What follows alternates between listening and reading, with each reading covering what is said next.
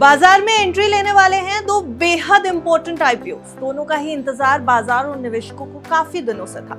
कई बार आईपीओ आने की खबरें भी आई और अब फाइनली एनएसई और रिलायंस जियो दोनों ने सेबी के पास डीआरएचपी फाइलिंग कर दी।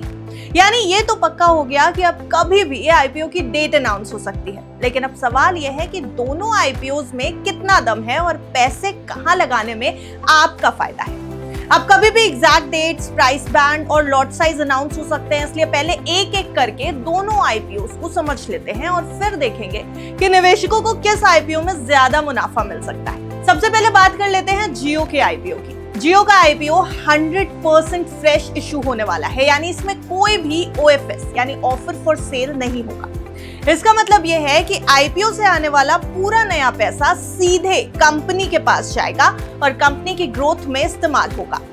इस इशू के तहत लगभग 27 करोड़ इक्विटी स्टॉक्स जारी किए जा रहे हैं, यानी 27 करोड़ इक्विटी शेयर्स, जिनकी फेस वैल्यू 10 रुपए प्रति शेयर होगी। अब इस आईपीओ के जरिए कंपनी करीब 37,700 करोड़ रुपए जुटा सकती है। अगर ऐसा होता है तो यह भारत का अब तक का सबसे बड़ा आईपीओ बन सकता है और Hyundai के रिकॉर्ड को भी पीछे छोड़ सकता है। कंपनी की संभावित वैल्यूएशन 130 बिलियन डॉलर से 180 बिलियन डॉलर के बीच आंकी जा रही है। इंडियन करेंसी में ये लगभग 11 लाख करोड़ रुपए से 15 लाख करोड़ रुपए के बीच बैठती है। हालांकि बैंकर्स का अनुमान कंपैरेटिवली कंजर्वेटिव है और वो 130 से 137 बिलियन डॉलर की वैल्यूएशन की बात कर रहे हैं, जबकि कुछ बुलिश एक्सपेक्टेशन के साथ 180 बिलियन डॉलर या फिर उससे ज्यादा तक जाते भी।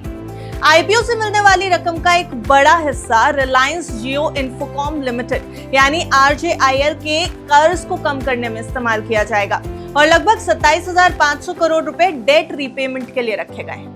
इसके अलावा बचे हुए अमाउंट को नॉर्मली कॉर्पोरेट की जरूरतों के लिए, एआई टेक्नोलॉजी के लिए, 6G नेटवर्क के लिए और ब्रॉडबैंड एक्सपेंशन जैसे आने वाले प्रोजेक्ट्स में लगाया जाएगा। अगर कंपनी के बिजनेस की बात करें तो जियो भारत की सबसे बड़ी टेलीकॉम और डिजिटल प्लेटफॉर्म कंपनी है और इसके पास 50 करोड़ से ज्यादा सब्सक्राइबर्स हैं।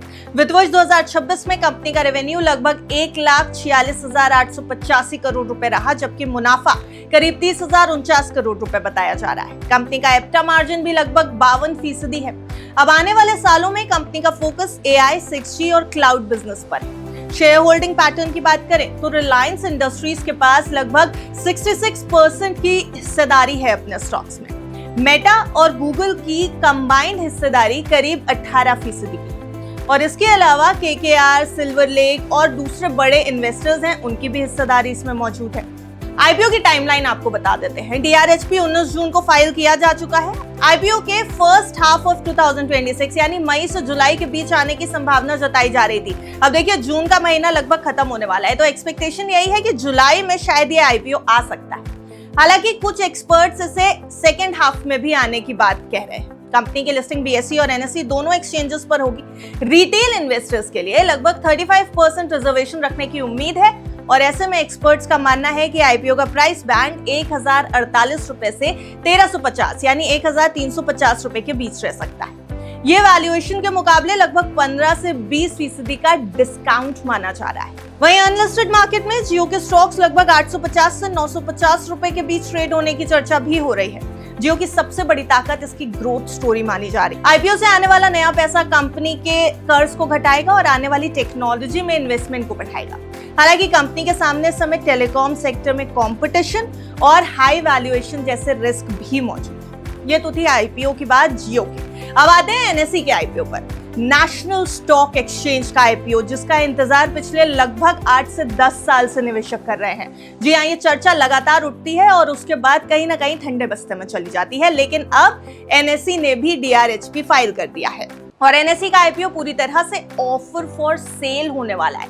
इसका मतलब है कि इसमें कोई फ्रेश इशू नहीं होगा और आईपीओ से आने वाला पैसा कंपनी के पास नहीं जाएगा, पूरा पैसा मौजूदा स्टेक होल्डर्स को मिलेगा। इस इशू का साइज लगभग 29,780 करोड़ रुपए से 30,000 करोड़ रुपए के बीच रहने का अनुमान है और इसमें करीब 14.9 करोड़ स्टॉक्स बेचे जा सकते हैं। कंपनी की वैल्यूएशन करीब 5 लाख करोड़ रुपए से 5,30,000 करोड़ रुपए के बीच आकी जा रही है, जो लगभग 65 से 75 बिलियन डॉलर के बराबर है।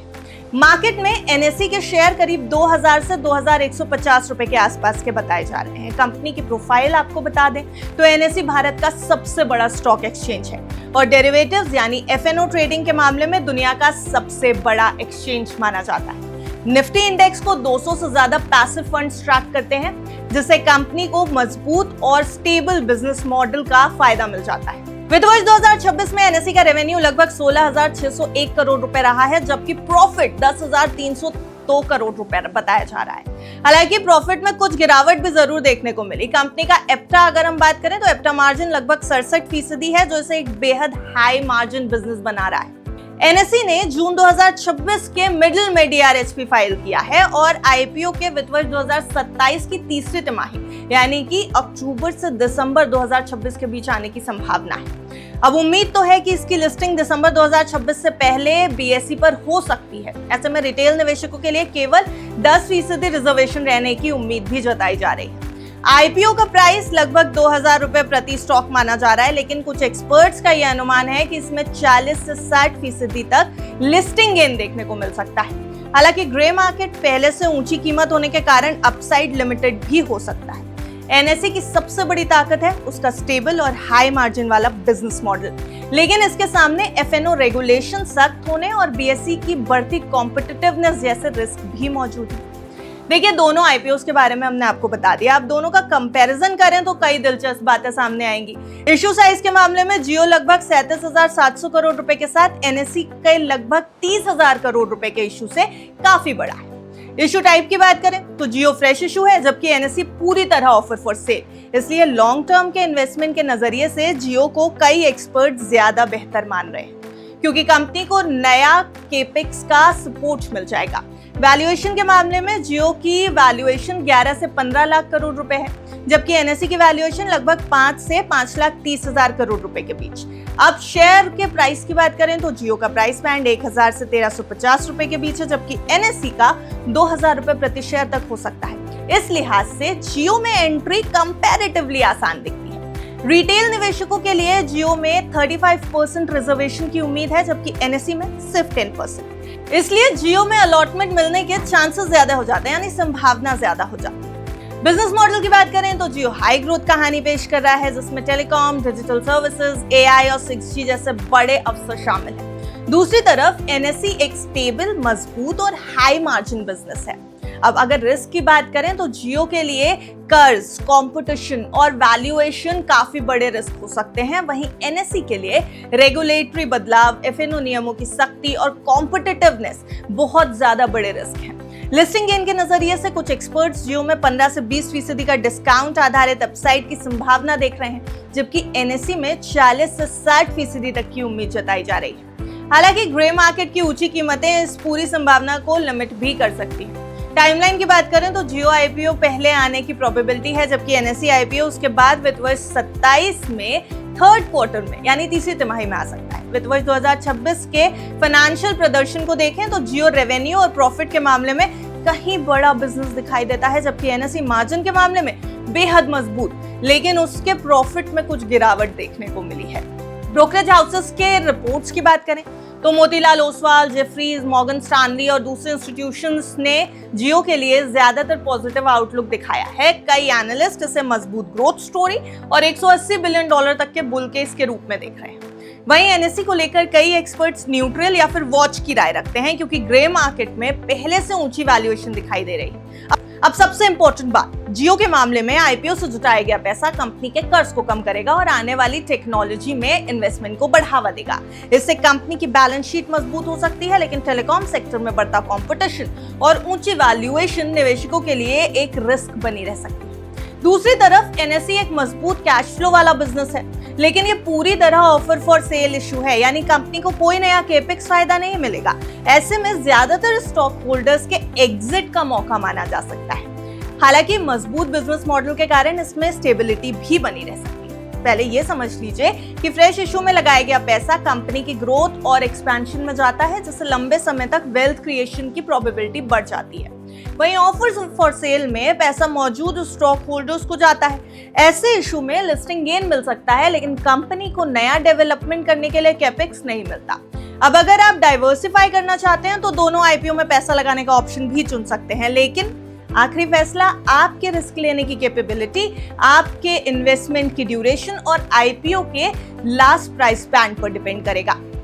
अगर आप एक युवा निवेशक हैं, रिस्क लेने को तैयार हैं और AI 6G जैसे डिजिटल इंडिया की लॉन्ग टर्म की कहानी पर भरोसा करते हैं तो जियो आपको ज्यादा अट्रैक्टिव लग सकता है। लेकिन अगर आप एक स्टेबल बिजनेस, मजबूत मार्जिन और पॉसिबल लिस्टिंग गेन की तलाश में हैं तो NSE आपके लिए इंटरेस्टिंग ऑप्शन हो सकता है। हालांकि आखिरी निवेश का फैसला लेने से पहले सेबी की मंजूरी, अंतिम प्राइस बैंड, कंपनी के आधिकारिक डॉक्यूमेंट्स और बाजार की स्थिति को जरूर देखिएगा।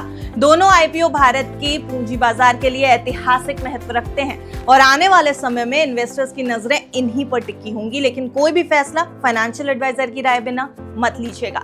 वैसे जियो आईपीओ या NSE आईपीओ, आप कहां पैसा लगाने की सोच रहे हैं? कमेंट में बताइएगा जरूर। Subscribe to One India and never miss an update. Download the One India app now.